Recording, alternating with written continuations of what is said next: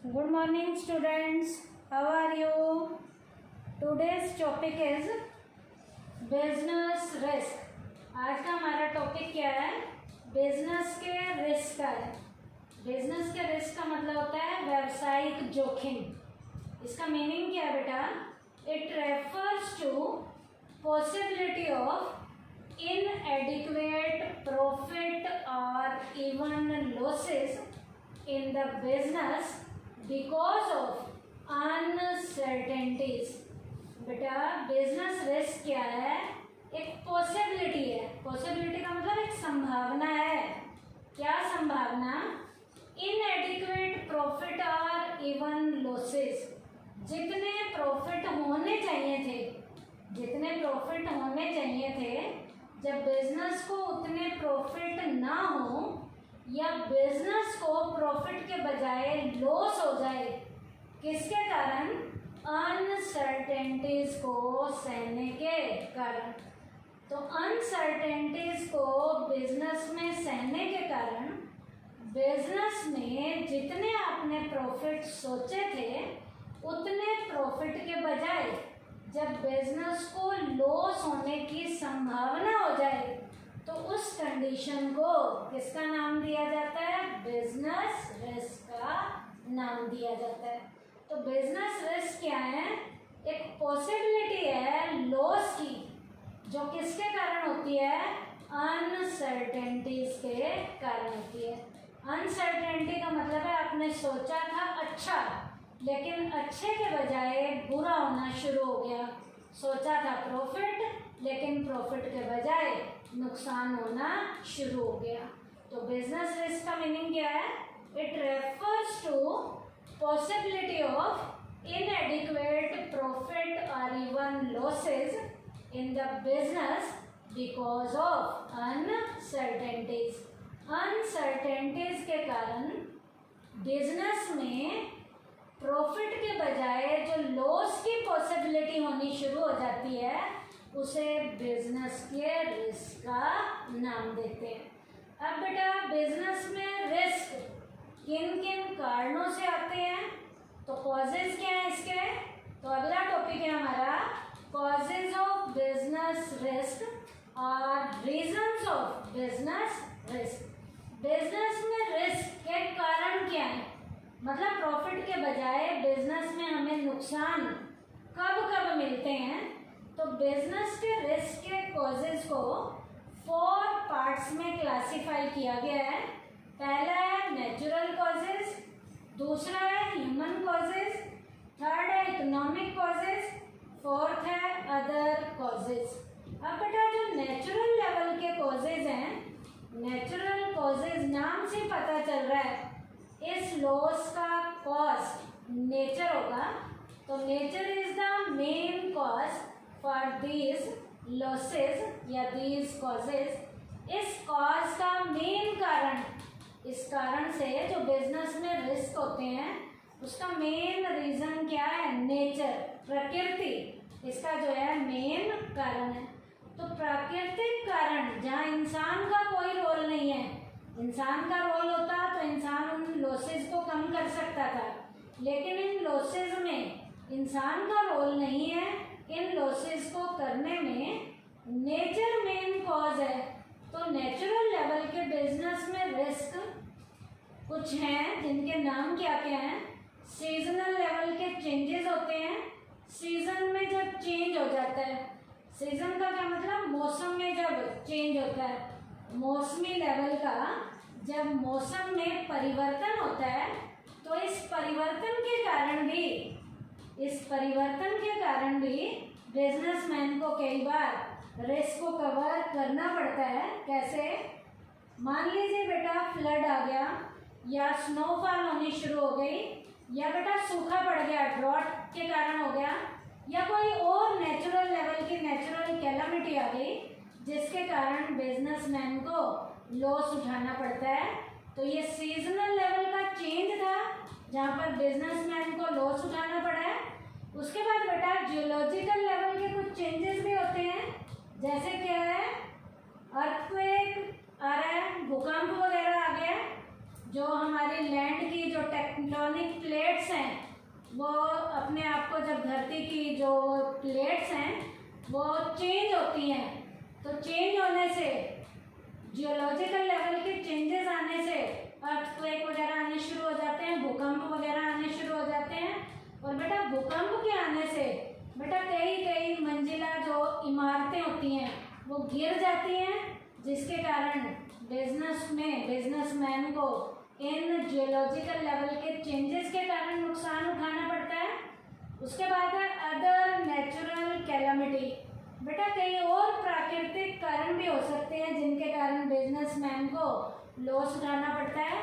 वो क्या है, मान लीजिए ओले पड़ने शुरू हो गए हैं, खड़ी हुई फसलें तबाह हो जाती हैं, जिनके कारण भी नुकसान उठाना पड़ता है।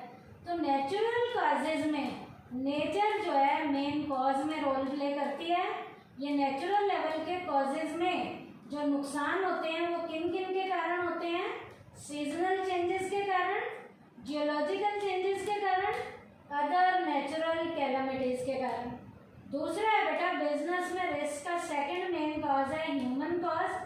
बेटा इस लॉस को करने में इसका मेन रीजन ह्यूमन बीइंग होता है। तो यहाँ पर कॉज क्या है? मैन है। Man is the main cause for these losses. In losses का मेन कारण इंसान है। तो इंसान के कारण भी बिजनेस में बहुत से रिस्क कवर करने पड़ते हैं। जैसे क्या क्या है? डिसऑनेस्टी बाय एम्प्लॉय डिसऑनेस्ट हो, जहाँ पर भी काम कर रहे हैं वहाँ बेईमान हो। बेईमान का मतलब क्या है? एम्प्लॉय वहाँ की चीज़ें चुराने लग जाएं, तो चुराएंगे चीज़ें, तो डिसऑनेस्टी एम्प्लॉय के कारण भी बिजनेस में लॉस होते हैं।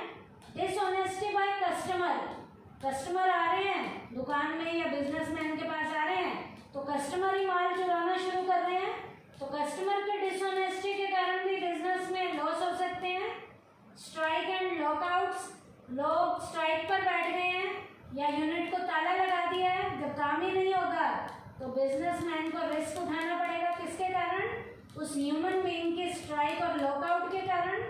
वर्किंग केयरलेसली, लोग जो है बेपरवाही से काम कर रहे हैं।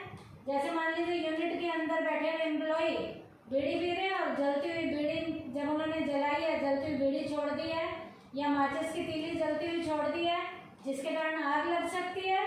तो केयरलेसनेस के कारण भी यहाँ पर बिजनेस को रिस्क उठाने पड़ सकते हैं। लेकिन इन रिस्क को देने में रोल प्ले किसने किया था? एज अ ह्यूमन बीइंग ने। तो ह्यूमन कॉजेज में ह्यूमन बीइंग उस लॉस के लिए रिस्पॉन्सिबल होते हैं। और इन लॉसेज में कौन कौन से लॉसेज आते हैं?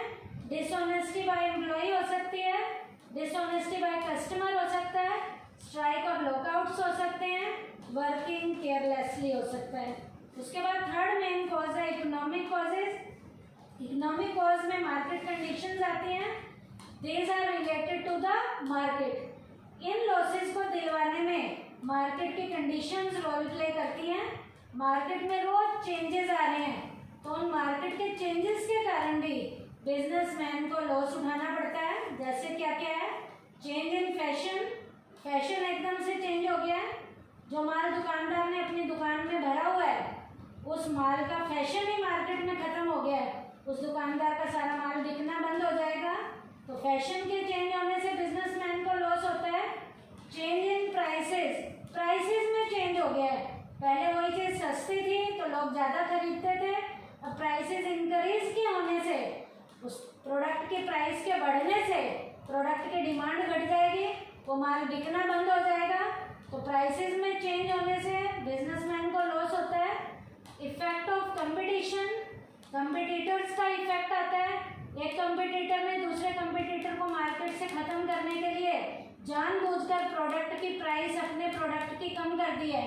तो जिस दुकानदार ने प्रोडक्ट की प्राइस कम की है, दूसरे दुकानदार के कस्टमर सारे उस दुकानदार के पास आने शुरू हो जाएंगे।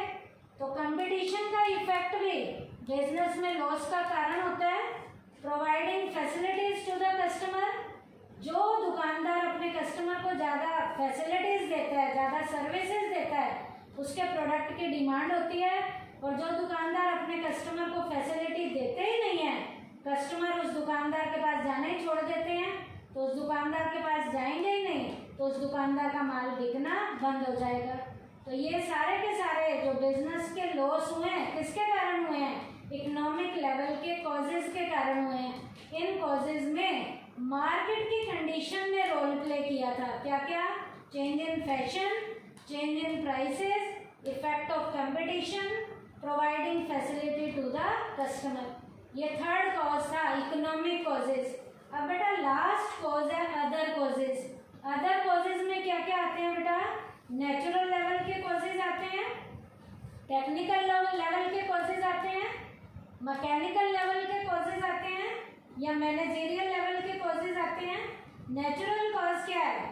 नेचर रोल प्ले कर रही है, चलती हुई मशीन अपने आप बंद हो गई है, माल बनना बंद हो जाएगा, तो कुछ टाइम पीरियड के लिए जब माल बनेगा ही नहीं, प्रोडक्शन रुक जाएगी, नुकसान होगा। किसके कारण? अदर में नेचुरल कॉजेज था। टेक्निकल कॉजेज का क्या मतलब है? मार्केट में एक नई टेक्नोलॉजी आ गई, नई मशीनरी के आने से पुरानी मशीनें बेकार पड़ जाएंगी। तो पुरानी मशीनें बेकार हो गई तो उन पुरानी मशीनों से काम होना बंद हो जाएगा। तो बंद जो काम हुआ है नई मशीनरी के आने के कारण हुआ है, पुरानी मशीनरी के बने हुए माल की डिमांड कम हो गई है।